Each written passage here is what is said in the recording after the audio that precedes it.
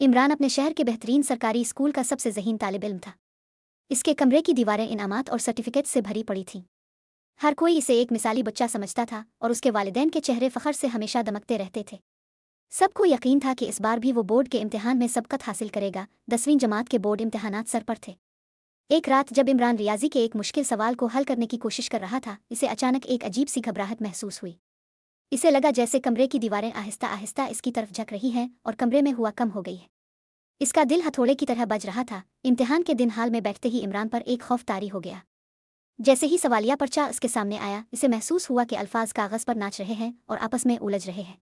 वो सब कुछ जानता था मगर उसका दिमाग सुन्न हो चुका था। इसके हाथ पसीने से भीग गए और कलम पकड़ना मुश्किल हो गया। जब नतीजा आया तो इमरान बमुश्किल पास हो सका था।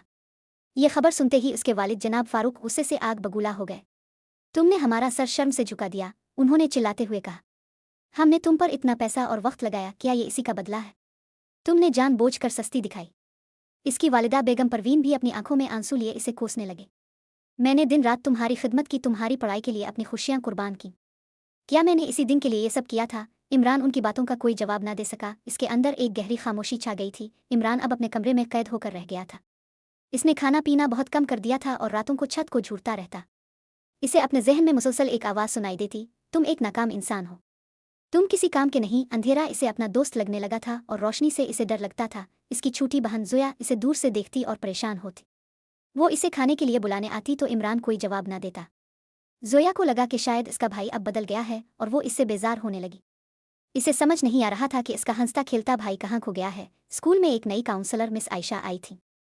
उन्होंने महसूस किया कि इमरान की खामोशी महज सस्ती नहीं है। एक दिन उन्होंने इमरान को अपने दफ्तर बुलाया। उन्होंने कोई सवाल नहीं किया, बस सुकून से बैठकर इसे सुना। इमरान पहली बार फट पड़ा और रोते हुए अपने दिल का सारा बोझ बयान कर दिया। मिस आयशा ने इमरान के वालिद जनाब फारूक से मुलाकात की। शुरू में वो बहुत नाराज़ हुए और कहने लगे, ये सब बहाने हैं, हमारे ज़माने में तो ऐसा कुछ नहीं होता था। मगर मिस आयशा ने उन्हें समझाया कि ज़हनी सेहत भी जिस्मानी सेहत की तरह अहम है और इमरान को फौरी मदद की ज़रूरत है। वालिदैन की रजामंदी के बाद इमरान एक माहिर नफ्सियात डॉक्टर सलमान से मिला। डॉक्टर साहिब ने इसे बताया कि वो एंग्जाइटी और डिप्रेशन का शिकार है। उन्होंने इसे अद्वियात और थेरापी तजवीज़ की। इमरान को पहली बार लगा कि शायद वो अकेला नहीं है और इस बीमारी का इलाज मुमकिन है। आहिस्ता आहिस्ता इमरान की हालत बेहतर होने लगी। जोया अब उसके साथ बैठकर बातें करती और इसे पार्क ले जाती। खानदान की हिमायत और इलाज ने इसके अंदर जीने की नई उमंग पैदा कर दी थी। इसे एहसास हुआ कि नाकामी जिंदगी का आखिरी पड़ाव नहीं बल्कि एक नया सबक है। 1 साल बाद स्कूल की एक तकरीब में इमरान स्टेज पर खड़ा था। इसने माइक संभाला और कहा, मदद मांगना कोई कमजोरी नहीं बल्कि इंसान होने की निशानी है। मेरी बीमारी मेरी शनाख्त नहीं, मेरी जिंदगी का सिर्फ एक हिस्सा है। पूरा हाल तालियों से गूंज उठा।